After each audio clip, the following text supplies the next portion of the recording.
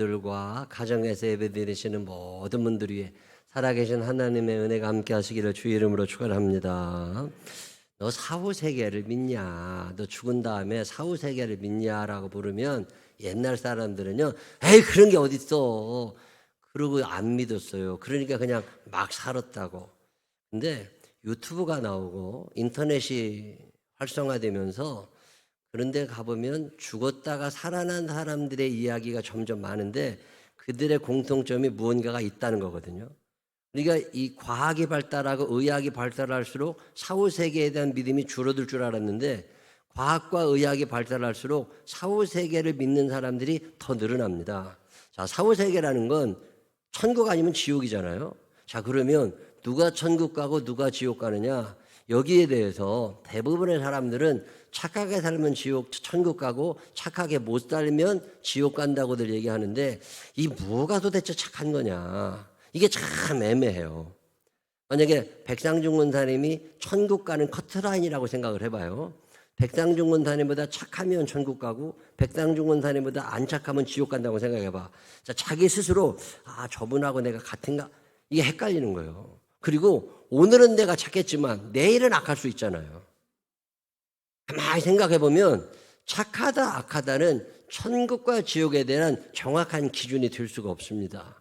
성경은 우리에게 뭐라고 얘기하냐면 믿음을 얘기하거든요. 오직 의인은 믿음으로 말미암아 살리라. 너희가 믿음이 있느냐? 주 예수를 믿으라. 그리하면 너와 내 집이 구원을 얻으리라.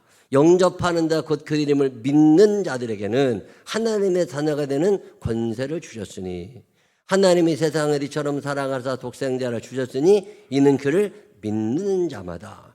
이게 믿으라고 그러는데 내가 도대체 뭘 믿어야 되는데 여러 가지가 있죠. 하나님이 천지를 창조하신 것도 믿고 하나님께서 전능하시다고 하는 사실도 믿고 하나님이 지금 나를 사랑하고 계신다는 것도 믿고 이런 걸 믿음이라고 그래요. 자, 우리가 지난주에 특별 새벽 기도 기간에 우리 조성전 목사님을 통해서 말씀을 배웠지만 예수를 믿는단 말이죠. 예수님께서 동정녀 탄생하신 것을 믿고 예수님께서 십자가에 달려서 대속의 죽음을 당하신 것도 믿고 그분의 부활을 믿고 그들의 재림을 믿으면 그분의 재림을 믿으면 그게 믿음이거든요. 자, 성령님에 대해서도 성령님이 오늘 나와 함께 하심을 믿고 그분이 하나님의 말씀을 자꾸 생각나게 하셔서 우리의 삶의 방향을 잡아가고 계신다는 게 믿어지면 그걸 믿음이라고 그럽니다. 뭐 하나를 믿는 게 믿음이 아니라 그렇다고 성경을 다 이거 내용도 모르는데 뭘 믿는다고 그래요. 그렇지만 우리가 살면서 기본적으로 하나님에 대하여 예수님에 대하여 성령님에 대하여 어떤 믿음을 가지고 있잖아요. 자, 이 믿음이 있는 사람들, 이 믿음이 있는 사람들은 천국에 가는 거고 이 믿음이 없는 사람들은 아무리 착하게 산 것 같아도 매주 주일 성수한 것 같아도 천국을 못 간단 말이죠. 자, 오늘 우리가 읽은 성경 본문이 그 얘기예요. 자, 고린도후서 13장 5절에 너희는 믿음 안에 있는가 너희 자신을 시험하고 너희 자신을 확증하라. 예수 그리스도께서 너희 안에 계신 줄을 너희가 스스로 알지 못하느냐? 그렇지 않으면 너희는 버림받은 자니라. 내가 천국 갈지 지옥 갈지는 자기가 안다는 거야. 내 안에 예수님이 계시면 내 안에 성령님의 역사가 일어나고 있으면 나는 구원받은 사람이고 이게 안 일어나, 이게 안 믿어져, 그러면 꽝이란 얘기인데, 자, 이걸 새 번역은 이렇게 번역해요. 여러분은 자기가 믿음 안에 있는지를 스스로 시험해보고 스스로 검증해 보십시오. 여러분은 예수 그리스도께서 여러분 안에 계시다는 것을 알지 못합니까? 모른다면 여러분은 실격자입니다. 컷 오프. 너 못 돼, 너 못 가. 실격자가 되는 거라고. 이게 도대체 내가 합격인지 실격인지를 영 모르겠는 거예요.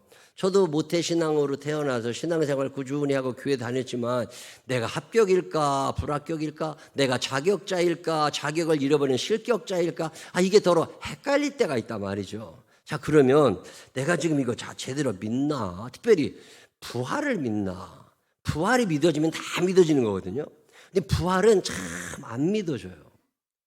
어떻게 예수님이 부활하셨을까? 성경을 읽어보면 예수님하고 최측근으로 살던 사람들조차도 부활을 못 믿었습니다. 예수님의 최측근 중에 최측근이 누구냐면 막달라 마리아예요. 이 막달라 마리아가 예수님을 졸졸 따라다녔던 사람이고 예수님을 통해서 많은 은혜를 받았고 귀신도 쫓아냈던 사람이고 예수님이 십자가에 달려 돌아가실 때 그 십자가 밑에까지 갔던 사람이 막달라 마리아입니다. 이 막달라 마리아가 예수님 살아계실 때 나 부활할 거거든 얘기 한두 번 하셨겠어요? 근데 안 믿어줘. 예수님께서 십자가에 달려 돌아가신 다음에 이 막달라 마리아의 마음속에 예수님을 한 번 더 보고 싶고 그립고 예수님 돌아가시긴 했지만 그 시체에다가 향유라도 좀 이렇게 뿌려드리고 싶고 마지막 한 번이라도 더 보고 싶어서 무덤을 찾아갑니다. 자, 무덤을 찾아갔는데 요한복음 20장 1절 새 번역은 이렇게 얘기해요. 주간의 첫날 이른 새벽에 막달라 사람 마리아가 무덤에 가서 보니 무덤 어귀를 막은 돌이 이미 옮겨져 있었다. 자, 돌이 옮겨져 있었으면 예수님 진짜 부활하셨구나. 정말이네. 그리고 기뻐해야 될 텐데 2절에 그래서 그 여자는 시몬 베드로와 예수께서 사랑하시던 그 다른 제자에게 달려가서 말하였다. 누가 주님을 무덤에서 가져갔습니다. 어디에 두었는지 모르겠습니다. 혹시 베드로, 요한 당신이 옮기셨습니까? 아니면 이거 시신 도난 사건이냐? 시신 뭐 이렇게 이해를 한 거예요. 분명히 부활 얘기 들었다고. 근데 안 믿어줘요. 이 얘기를 들은 베드로와 요한이 진짜 없어졌어? 자, 베드로와 요한은 안 들었겠어요? 예수님 부활에 대한 이야기 많이 들었는데 안 믿어줘. 그래가지고서 무덤까지 달려가 봤더니 진짜 없습니다. 예수님께서. 자, 9절에 보면 아직도 그들은 예수께서 죽은 사람들 가운데서 반드시 살아나야 한다는 성경 말씀을 깨닫지 못하였다. 그래도 제자들은 자기들이 있던 곳으로 다시 돌아갔다. 자, 베드로와 요한 정도 되면 예수님이 부활하셨다고 말씀하셨으니까 안 계시네. 그럼 부활하셨네. 야, 진짜다. 이렇게 돼야 되는데 그냥 풀이 푹 죽어가지고 내가 안 옮겼는데 누가 이 시체를 훔쳐갔지? 이러고 돌아갔다는 거예요. 거기에 있었던 막달라 마리아가 베드로와 요한이 떠난 후에 무덤에 슬퍼 앉아 있습니다. 그러다가 이거 예수님 시체가 어디로 갔지? 그러고 있는데 그때 예수님이 나타나십니다. 예수님이 나타나셔서 마리아에게 아주 유명한 얘기 하시죠. 15절 요한복음 20장 15절 예수께서 이르시되 여자여 어찌하여 울며 누구를 찾느냐. 예수님이 음성을 들려주시는데도 이 막달라 마리아의 머릿속에는 예수님은 안 계신 거예요. 예수님은 부활한 게 시신이 없어진 거예요. 그러니까 깜짝 놀라면서 누구신지를 몰라보고 헛소리를 하고 있습니다. 그러다가 예수님과 충분한 대화를 하면서 예수님 진짜 부활하셨구나. 이게 믿어진 다음에 제자들에게 찾아가서 막 떠들기 시작합니다. 자, 마가복음 16장 11절 그들은 예수께서 살아나셨다는 것과 마리아에게 보이셨다는 것을 듣고도 믿지 아니하니라. 이 부활은요 쉽게 믿어지는 게 아니에요. 만약에 여러분들이 부활 얘기를 들은 다음에 그냥 다 믿어졌다면 대단하신 분들입니다. 엠마오 마을로 내려가던 두 제자가 있습니다. 예수님을 따라다니던 제자들의 1그룹에 속해 있는 12제자가 아니라 12제자 외곽에 있었던 70인 전도대 중에 한 사람이었지 않을까 싶은 사람들인데 이 사람들이 의심하면서 엠마오 마을로 내려갑니다. 부활하신 주님을 못 믿고 예수님이 돌아가셨다고 믿고 가는 그들에게 예수님이 나타나셔서 부활을 자세히 설명해 주시는데도 못 믿어.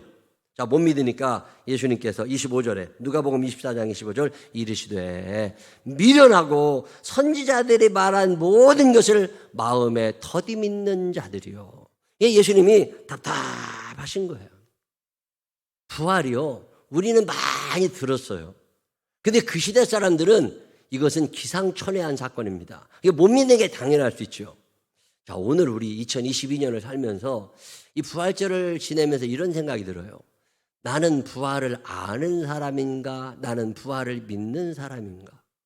나는 예수님이 부활하셨다는 사실 자체를 지식으로 알고 있는 사람인가? 아니면 내 마음에 예수님의 부활이 믿어지고 내가 부활할 게 믿어지는 사람인가? 나는 지식인인가 신앙인인가?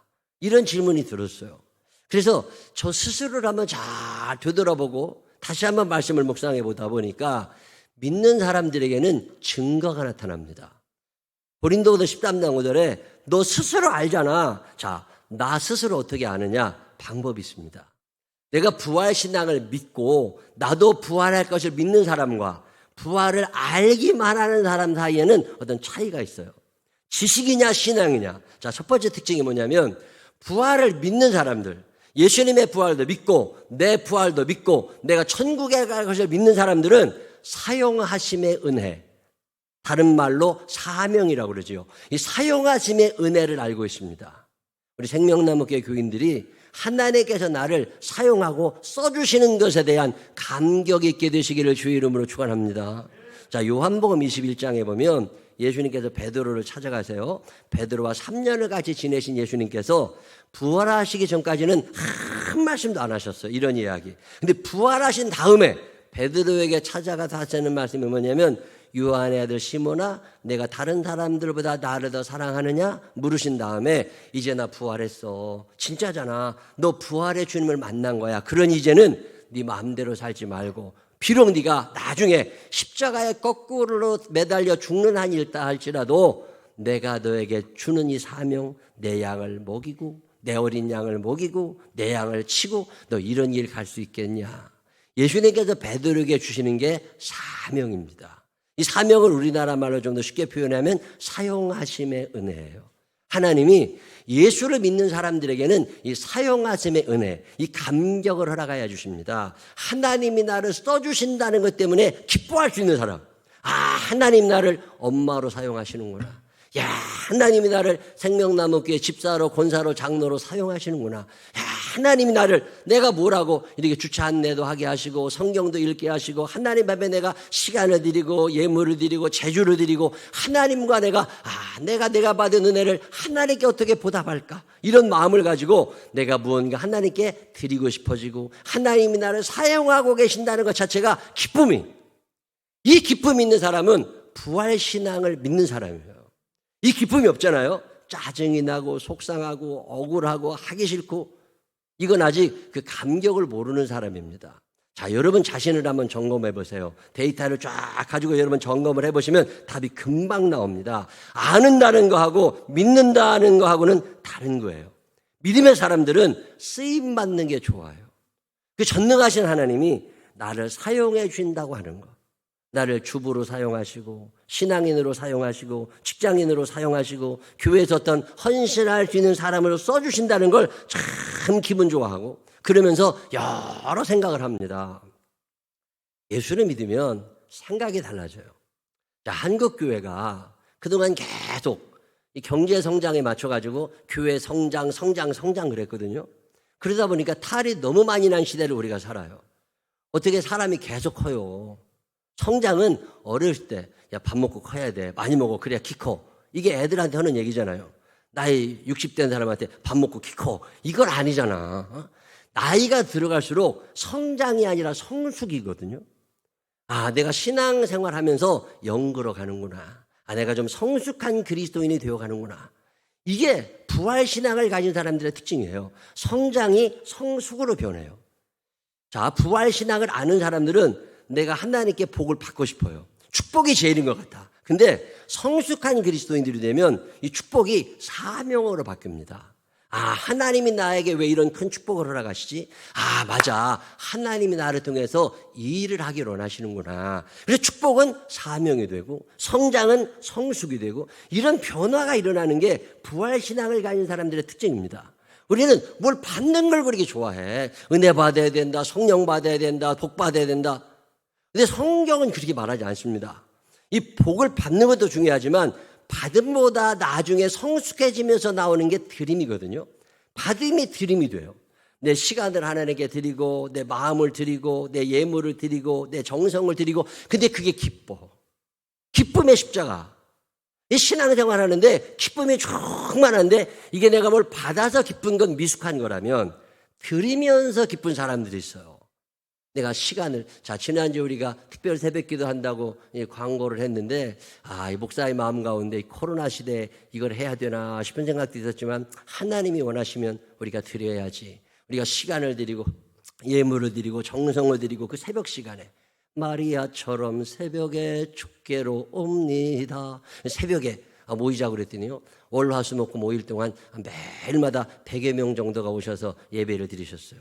자, 나를 하나님이 예배자로 사용하시는 거예요. 나를 하나님이 하나님의 앞에 나올 수 있도록 건강 주시면서 예배자로 나를 사용하시는 거죠.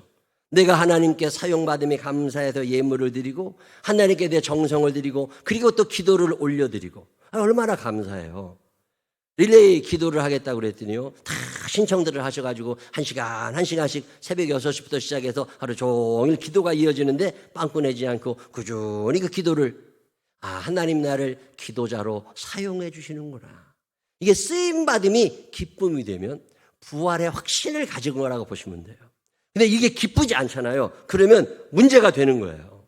신앙생활은 성장보다는 성숙함에 이 축복을 받는다는 것이 사명으로 연결이 되게 되고 받음이 아니라 드림이 되고 내가 하나님께 받아서 복을 누리고 살고 이것도 좋지만 그 누림이 나눔으로 하나님께서 나에게 준 복을 내가 다 누리는 게 아니라 이거를 나누며 살아갈 수 있다. 이게 예수 제대로 믿는 거예요.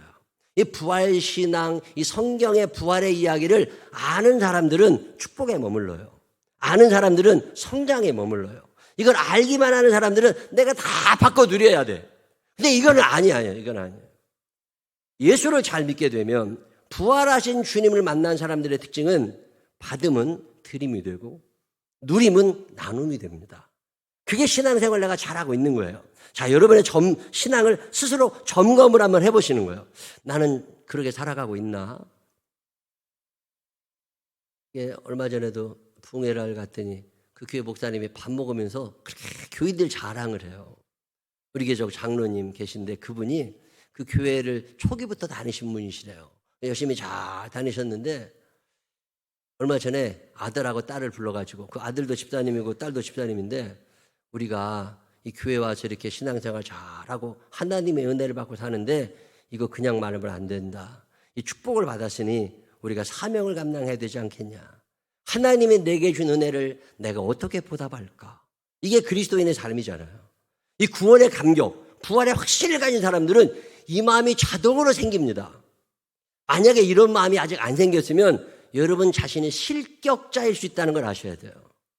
근데 그 장로님이 아들, 딸을 불러가지고 얘기를 하면서 이번에 우리 교회 차를 바꿔야 되는 것 같은데 이거 우리 셋이 하자.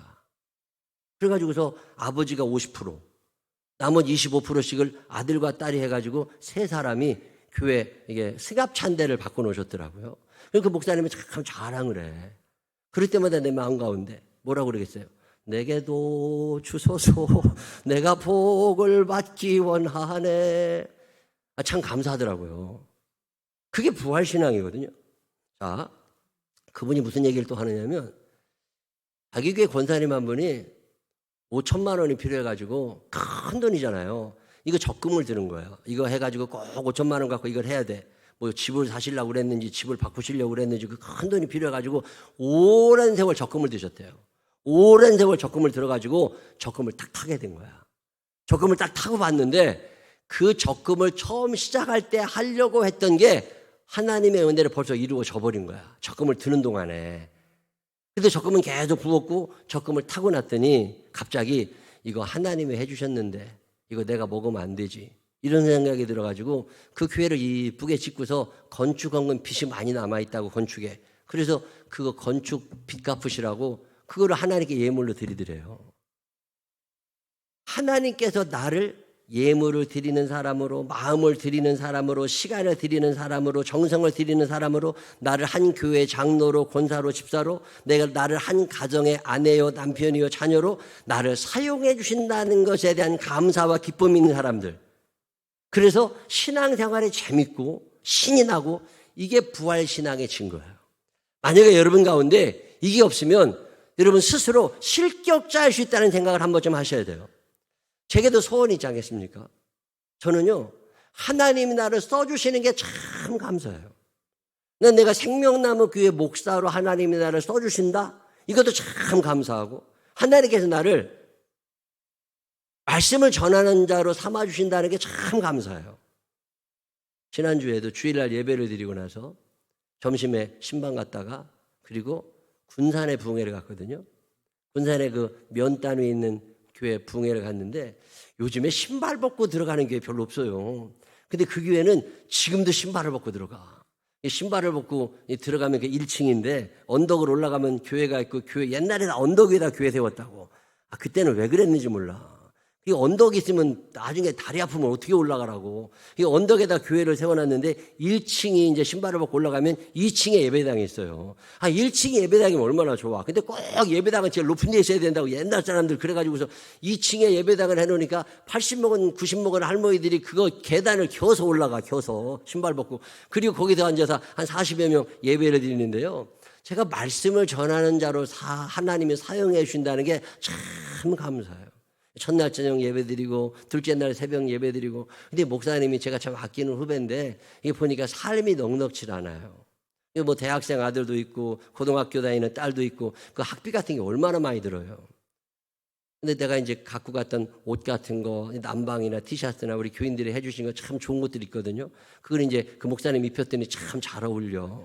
그래가지고 이제 그거 이제 다 주고, 그리고 나서 이제 막 이렇게 예배 다 마치고 저녁에 수요일 저녁에 나오려고 그러니까 목사님 많지는 않지만 이거 교통비라도 하세요. 그리고 봉투를 하나 주는데 그걸 내가 어떻게 받아?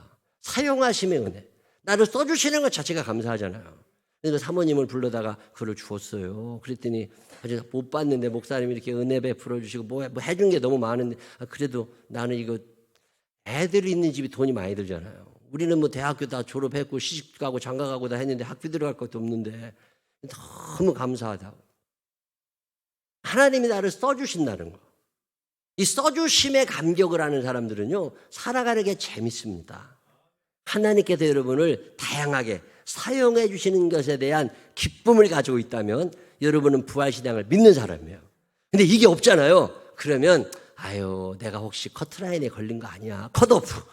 한 번쯤 생각해 보실 필요가 있습니다. 우리 생명나무 교회 교인들이 잘리는 사람들이 아니라 실격자가 아니라 자격자, 합격자들로 살게 되시기를 주의 이름으로 축원합니다.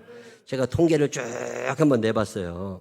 우리 교인들 통계를 한번 내봤어요. 보통 2대 8이거든요. 보통 교회들은 20%의 사람들이 80%의 사람들을 끌어가는 게 사회 구조고 교회도 그렇습니다. 뭐 예물을 드린다, 어떤 참석을 한다 이런 게 대개 20%밖에 안 하는 거예요. 큰 교회일수록 이게 10%로 줄어들어가고 작은 교회일수록 조금씩 올라가요. 근데 우리 교회는 전국적으로 따져보면 5% 정도 되는 아주 큰 교회에 속하거든요. 작은 교회는 절대 아니에요. 근데 우리 교회 교인들 가운데 적극적으로 참여하시는 분들, 예물을 드리신다, 뭐 이런 분들이 보통 퍼센티지가 35%가 넘습니다. 35%에 넘는 사람들이 90%, 100%를 감당하는 게 우리 교회 구조거든요. 자, 그러면 우리 교회 교우들은요, 사용하심의 은혜를 아는 사람들이 많다는 얘기예요. 앞으로 이 비율이 점점 늘어나게 되시기를 바랍니다. 하나님이 나를 쓰기 원하시는구나. 내 시간을, 내 예물을 하나님이 받기 원하시는구나. 그래가지고 하나님께 드리면서 감격스러워하는, 기뻐하는 부활신앙 여러분 스스로 압니다. 내가 예수 믿는 사람인지 안 믿는 사람인지, 내가 천국 갈 사람인지 지옥 갈 사람인지 본인이 안다는 거예요. 만약에 내가 아리까리 잘 그건 탈락이에요. 확실하다니까. 저는 이 확신은 있습니다. 내가 오늘 죽어도 천국 간다는 믿음은 있어요. 왜? 내 안에는요 사용하심에 대한 기쁨이 있습니다. 사용해 주시는 것에 대한 감격이 내게 있어요. 비록 손해가 날 수 있어요. 돈도 없어질 수 있습니다. 몸도 피곤할 수 있어요. 그렇지만 그게 기쁜 걸 어떡해. 손해가 나도 기쁜 걸 어떡해. 이 감격이 우리 생명나무 교회 넘치게 되시기를 주의 이름으로 축원합니다. 자, 두 번째로 부활신앙을 가진 사람에게는 세 가지 마음이 없어져. 첫 번째가 의심, 두 번째가 욕심, 세 번째가 흑심입니다. 뭐라고요? 의심, 욕심, 흑심이 남아있으면 나는 가짜예요. 근데 의심, 욕심, 흑심이 없어지는 걸 영심이라고 그래. 우리 전영신 권사님 이름 뜻이나 아나 몰라. 전영심은 의심, 의심, 욕심, 흑심이 없어져서 영심이 되면 그게 대단한 거예요. 영심. 응? 하여튼 전영신 권사님 볼 때마다 나는 이거 생각해야 되는데 의심이 사라져야 돼요. 부활에 대한 의심, 재림에 대한 의심, 하나님 말씀에 대한 모든 의심이 사라지고 그게 다 믿어져요. 아멘. 이게 축복의 근거예요. 이게 부활신앙이거든요. 자, 묘한 일은 이런 의심이 싹 사라지잖아요. 그러면 동시에 욕심도 없어져. 왠지 과분한 은혜 속에 산다는 생각이 들어가지고 이게 주머니가 열리고 마음이 열리기 시작해요. 자, 초대교회 사람들이 부활을 믿기 시작했잖아요. 부활을 믿고 나니까 주머니가 열려. 그러면서 사도행전 2장 45절, 44절, 믿는 사람이 다 함께 있어 모든 물건을 서로 통용하고 또 재산과 소유를 팔아 각 사람의 필요를 따라 나눠주며 날마다 마음을 같이하여 성전에 모이기를 힘쓰고 집에서 떡을 떼며 기쁨과 순결한 마음으로 음식을 먹고 하나님을 찬미하며 또 온 백성에게 칭송을 받으니 주께서 구원받는 사람을 날마다 더하게 하시니라. 아멘. 의심이 사라져가니까 욕심도 없어져가네. 욕심이 없어지고 나니까 흑심, 두 마음이 사라져가는 거예요. 제가 신앙생활하고 목사로 살면서 욕심 많은 사람들의 특징은 의심도 많아. 참 묘하죠. 그지들은 뺏길 것도 없어. 의심도 아니요.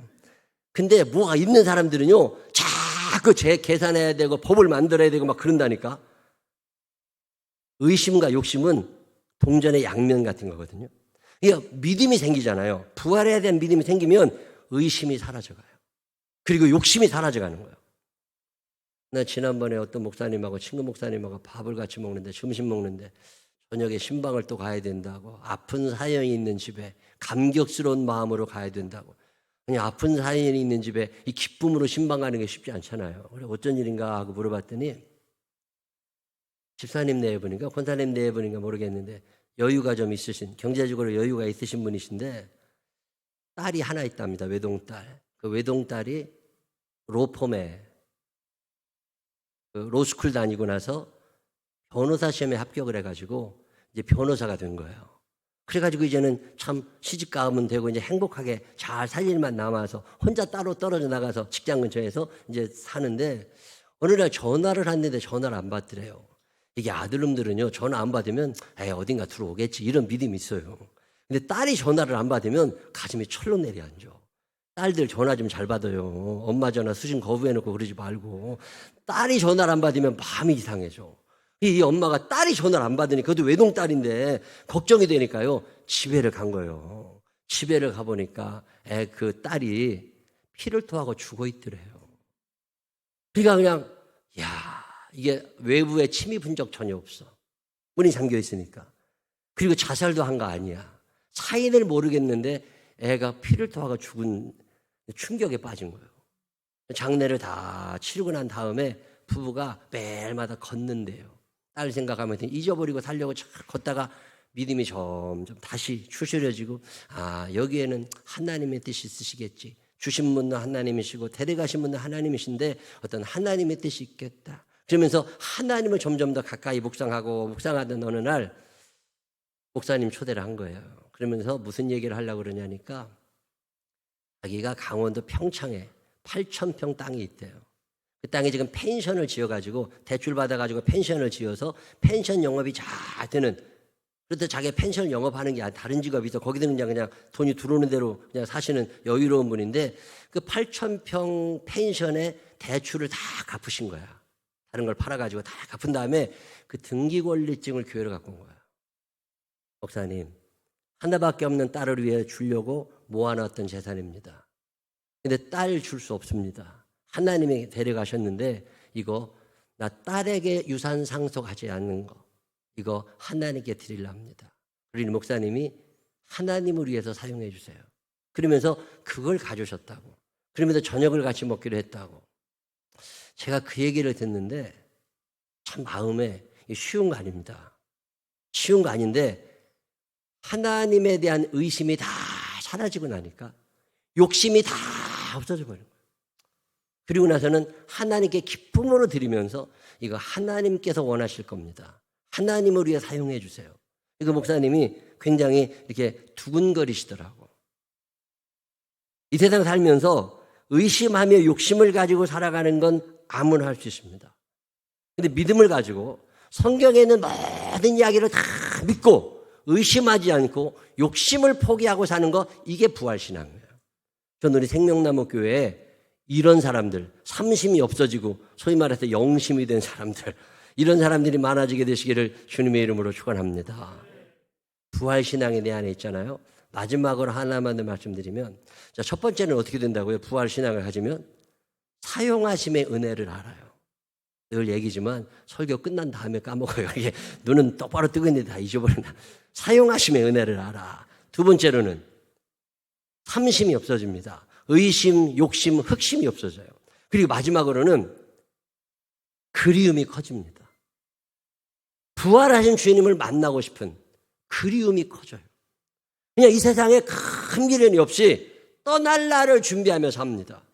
내 하나님 만날 날을 준비하라고 외쳤던 아모스 선지자의 말씀처럼 그냥 그 그리움이 참 커지고 만나고 싶어요.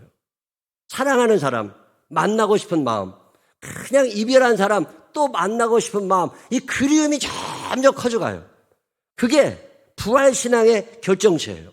자, 요한복음 16장 22절에 지금은 너희가 근심하나, 헤어져 있으니까 근심하나 내가 다시 너희를 보리니, 나도 만날 거잖아. 그때 너희 마음이 기쁠 것이요 너희 기쁨을 빼앗을 자가 없으리라. 하나님을 다시 만날 거란, 우리 주님, 내 사랑하는 이 주님을 다시 만날 수 있다는 감격이 그냥 두근두근거리고 참 보고 싶고, 낮에나 밤에나 눈물 머금고 내 전에 모실 날만 고대합니다. 가실 때 다시 오마 하신 예수님, 주여 언제나 오시렵니까? 그냥 내 주님이 기다려지는, 저는 다른 건 몰라도 이거는 참 많은 사람이에요. 그냥 만날 날이 좀 빨리 왔으면 좋겠어요. 그 그리움이 있습니다. 예수님에 대한 그리움. 그냥 보고 싶어요. 가고 싶어요. 여러분 이런 거 있으세요? 저는 목사로 살면서 찬양의 은혜를 받아야 되는데 난 유행가가 아직도 좋아. 그 나훈아 노래를 듣다 보면 참 마음에 감동이 와.